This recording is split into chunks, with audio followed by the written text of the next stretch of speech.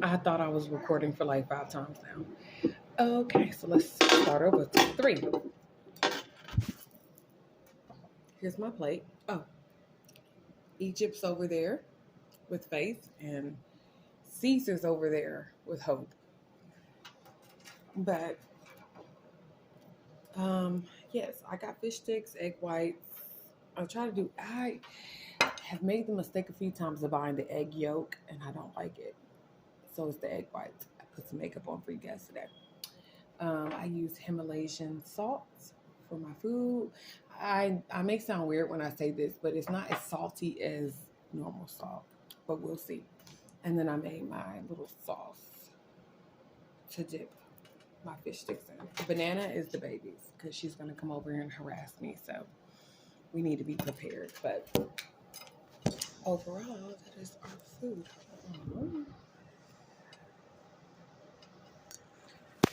Let's see how I can get that. Maybe I should scoot it back.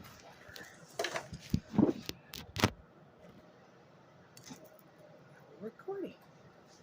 I put some lip gloss on, makeup. I love Ruby Woo from MAC, but Ruby Woo is popular. Yeah. Yeah. I'm not even there to get a sponsorship, but if I could advertise, I would, but I'm not. It's good. That's all I'm going to say.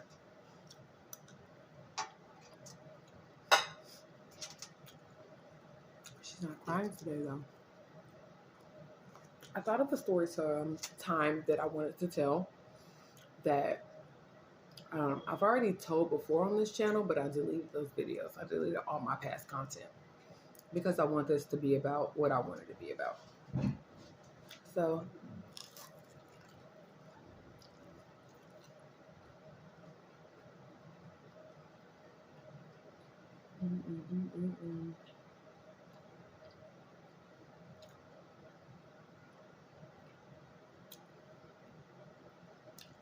my sons always say, "Mom, why does home food taste better than any other food?" It's cooked with love. Um,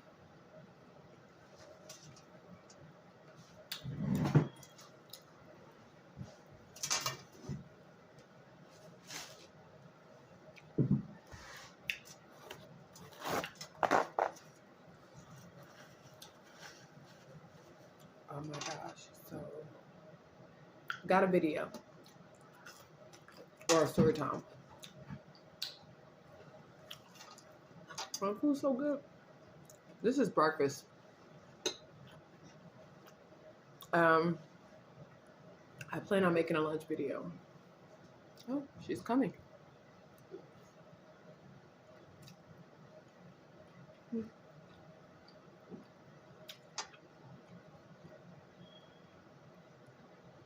The egg whites are so delicious. I don't like the yolk, but I can eat the whites. Or boiled eggs or scrambled regular eggs. That's fine too. But if I had a preference, it would be a scrambled white. What is it? The whites of the egg. And then boiled. Those would be my preferences.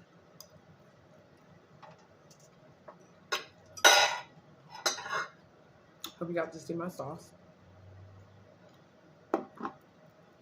It ain't special. We did this in middle school.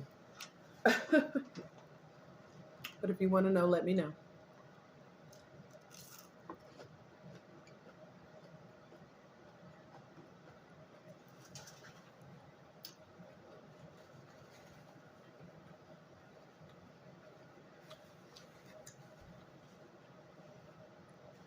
Yeah, I was trying to get my Ruby Woo on,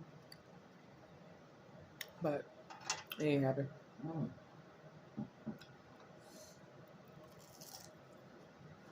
Sorry.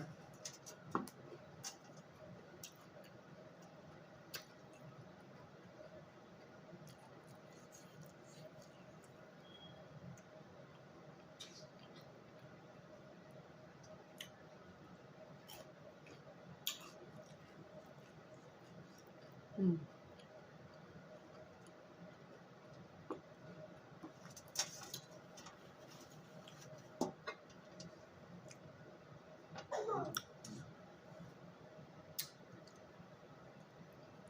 Come here. Lamach. Come here.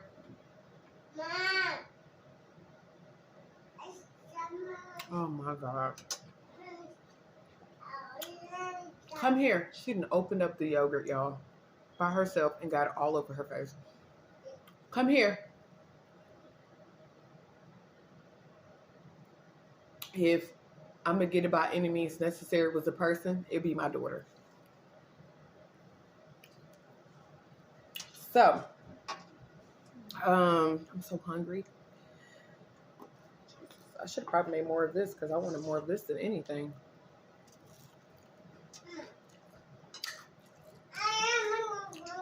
Don't touch my fried ice cream. Yes. Mm-hmm. Yeah, I know, but you don't do that.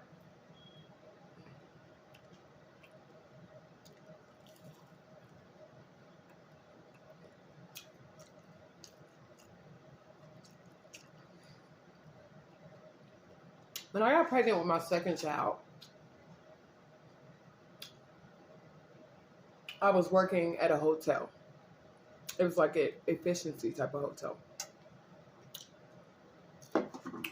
And I got hired at a bank. One of the largest banks in there. I'm pretty sure everybody knows, but obviously I can't disclose. Oh,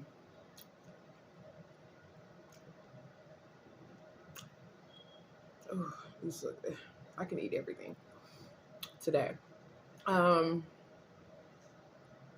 got hired at a bank. So my schedule went something like this. Well, before then, let's back up. I was delivering telephone books with my ex-boyfriend, their dad, my ex-fiance, whoever you want to call it. I got hired at the hotel or the efficiency. Then I got hired at the bank. Now, because we needed the income, I was pregnant and he wasn't working at the time. I did both jobs. And I just left the notebook thing. Or telephone book thing. Look at this. See? I told you. I knew it. What are you doing? Okay. How about this? Let's trade. Give me this. You making a mess. Girl, you a mess of yourself. Mom. Yes.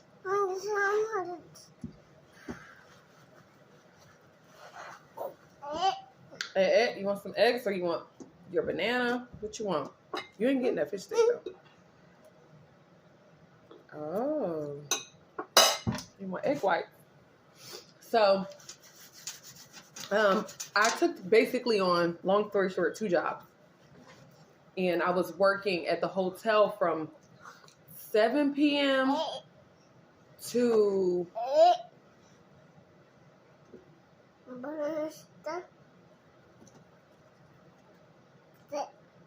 7 p.m. to some point in the hour. I don't even want to say 7, but I think it was 7 to 7.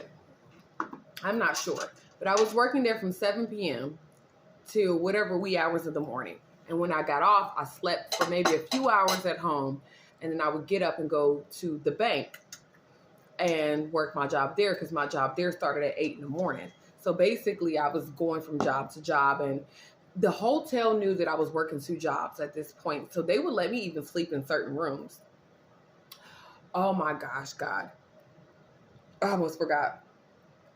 There's a man that shot himself in that hotel too. That's a whole nother story time, but I would never go in that room to check. What are we doing?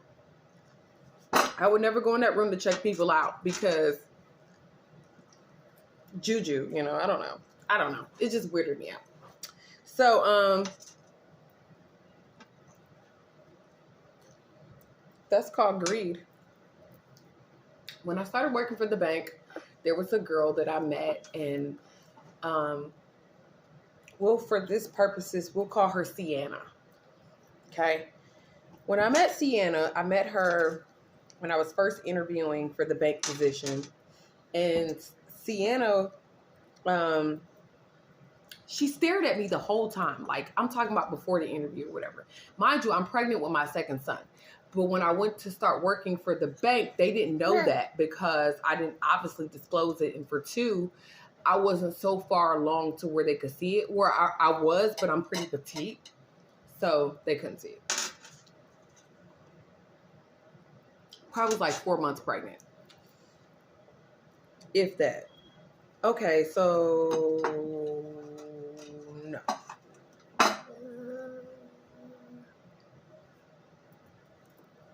She's the mukbanger now. Look at this. Look at my child. Okay. No, you're making a mess. And so,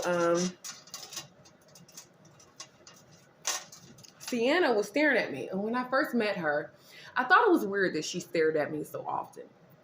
I have to back myself down a lot of times because I'm 5'9". I'm tall and I'm slender. God bless you. God bless you. You okay? And sometimes when I see people staring at me, it makes me feel uncomfortable. But sometimes, a lot of the times, people staring at me because they may think I'm attractive or beautiful or whatever. Yes. And, oh, now you got my makeup on your face. You it? It's. And so I've had to learn how to deal with that. But she stared at me and it was just kind of off-putting. It was very off-putting. You know how I won't even give credit to people who say, I don't like you. I don't even know why I don't like you. Because sometimes it might be their own insecurity. But this is a situation where it's like, I was uneasy about you and I didn't know why I was uneasy about you. She invited us to a party. This is months and months after us working together, probably almost a year or so after us working together. And it was for her son. And she was not a great hostess. When I was pregnant with my son and everybody in the company finally found out I was pregnant, she felt some type of way about it. And she used to always say things to me like, I'm trying to be like such and such. I'm trying to be like this. I'm trying to do this. And she would email me things. And you know how you can like cuss somebody out through the work chat. So she would do those things and stuff like that. And so I was like, I don't want to be like she's jealous of me because that's what everybody says. But it was a whole lot of. So I stopped communicating with her, right, y'all? Cut all communication off. After I had my baby and everything. I forgot to tell you the small detail. Her son that she gave a birthday party to was her adopted son because her and her husband could never have babies. So for me to be pregnant and she was a little overweight, me to be slim and tall, that might have caused some animosity. But for me, when I mess with you, I mess with you. None of that matters. Who cares about that? All that fades in time anyway.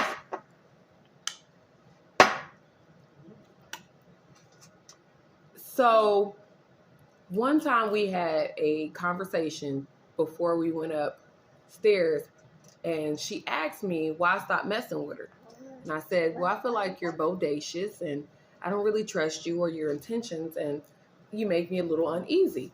I was very honest about it. Maybe too honest. You know how they say, what is it? Sometimes the truth sounds crazier than a lie, and sometimes telling the truth will get you more in trouble than telling a lie type situation. So that's the situation. So I told her, like, I wasn't feeling her. That's why I cut her off. She did not like that. Oh, my God. She tried to get me fired from that job. She took a leave of absence. She ended up having like a what is it? Like when you have a surgery to reduce your weight, I don't know. Bypass surgery. Yeah, I think that's what it is. So, she ended up having that. when she came back, I guess she felt good about herself, which I'm happy that she did. If that's what it takes for you to feel good about yourself, that's fine.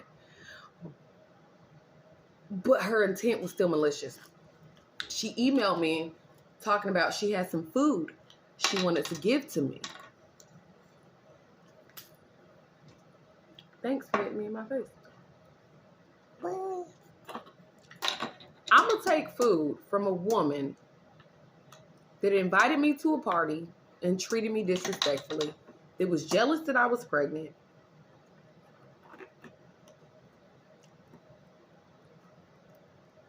had surgery, came back, and now you emailing me telling me you got... Why would I eat anything that comes out your house?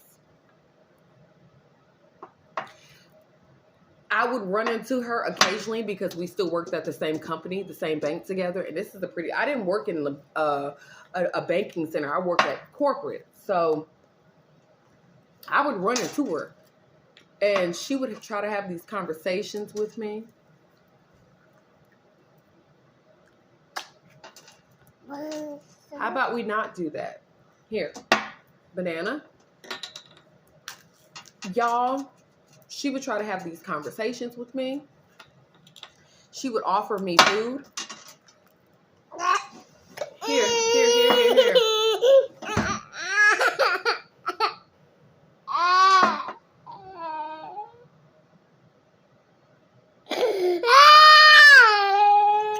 You cry on every video. Here.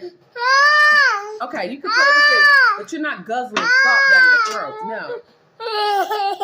You got it. So